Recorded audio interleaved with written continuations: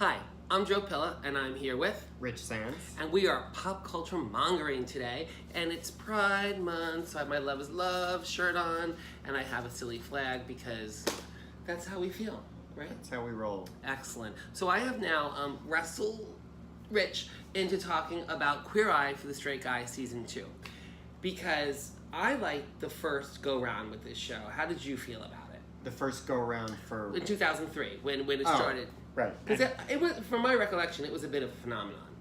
Well, a key point is the first time around was brand new. Like, there was... Level set, contextualized, I love that. Yeah. There was nothing like that on TV right Yep. now, and it just became an immediate blockbuster. And the new one, it's a different age. By the way, it's just called Queer Eye now, they dropped for the Straight Guy. Yes, I saw that. Part of their broadening of who they're looking to help out. I've always felt that the show is geared more towards straight people than towards gay people.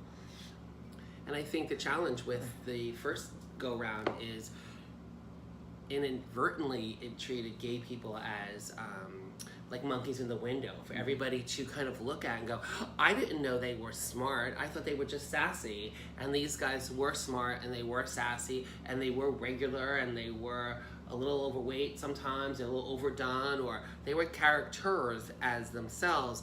And I think what we always go back to with Carson Kressley is he was a caricature of a certain type of gay guy, and there was nothing wrong with that. And he's the one of the five that's probably had the most long-lasting career. And certainly on a highly visible pop culture level. And I mean, he's a judge on RuPaul's Drag Race, which is the biggest show in reality TV and the biggest show on VH1, poised to win, yet another Emmy for RuPaul. And he's been featured in lots of movies. He's been featured as an expert in countless TV shows. He's written books, and I'm sure he has a very, very nice apartment. Yeah. So anyway, what are your thoughts on the new Queer Eye?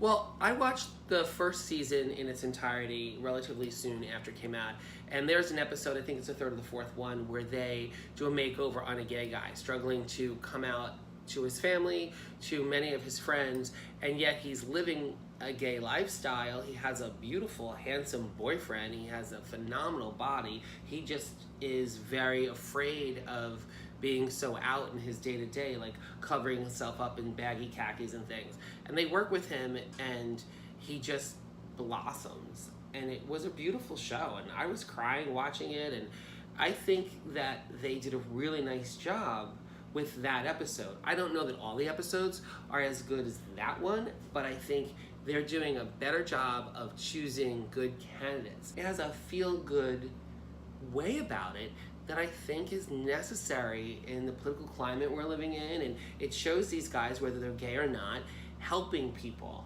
And we should probably talk now about the level of help that they can give.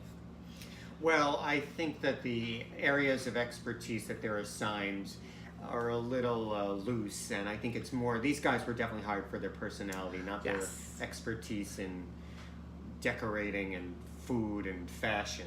I mean, I can just hear like Ted Allen screaming at this guy, you cannot make avocado toast on Netflix. Like, the guy is making this most simplistic. I mean, I remember when I was in third grade, we still had home ec and we learned how to make cinnamon toast. You made the toast, you spread the butter, you sprinkled some cinnamon.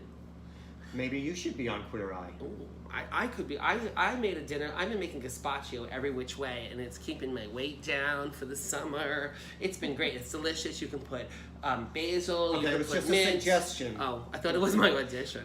This is not your audition tape. But I mean, and like the food guy, Antoni, he is beautiful. We looked at his Instagram. I think he wants to be a model. Underwear or like necklaces. He's got a whole thing. It looks like the opening credits to the Brady Bunch, but no, it's just him without his shirt. Oh well. We'll take it. What could he possibly be looking to achieve there? He's working his assets.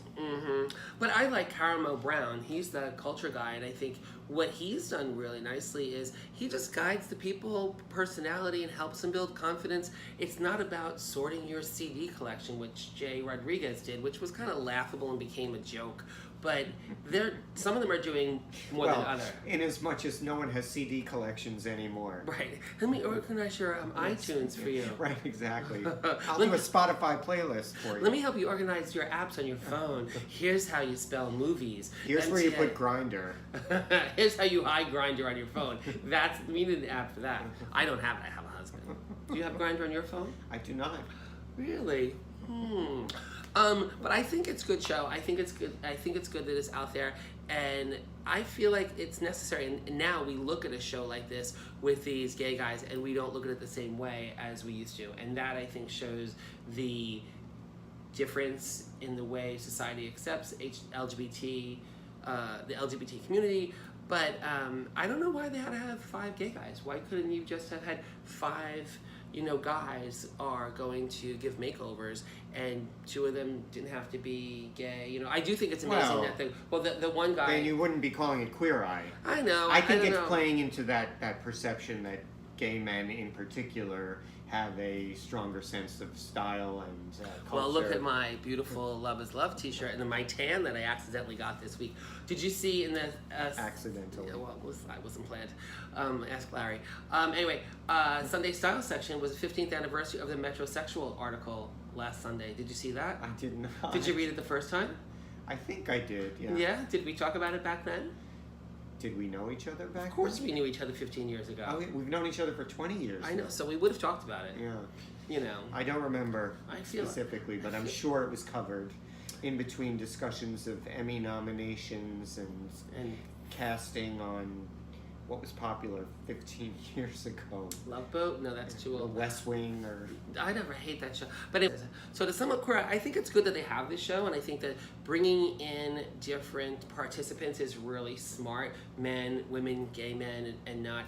And also, they're filming it all in Atlanta. So you have a whole different crop of people. Before it was in New York City and it was a little bit different. You've got a lot more opportunities to have people with different views, and that's where I think it does a good job. And in season 1, Karamu had a great conversation with a guy that you would have assumed was a redneck, the older guy, and he's become a little bit of a star himself on social media. People following, is he getting back with his ex-wife, and he was and he wasn't, and it's kind of fun that they made him popular. And then there was another guy that was a family guy. I think he was a cop.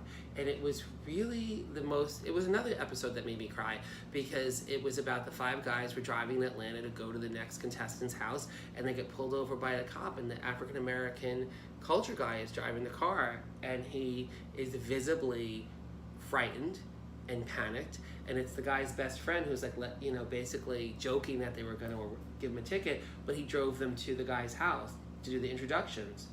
And they have a conversation later, him and the guy they're making over, about what it's like to be African American in America in this day and age, and driving a car in the South with 4 of the gay guys and a Muslim.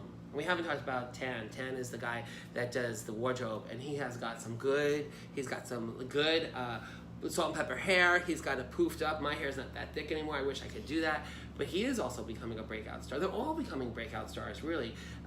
Jonathan Van Ness, who does the grooming, he's got this long, crazy hair. He thinks he's Cher. He's not Cher.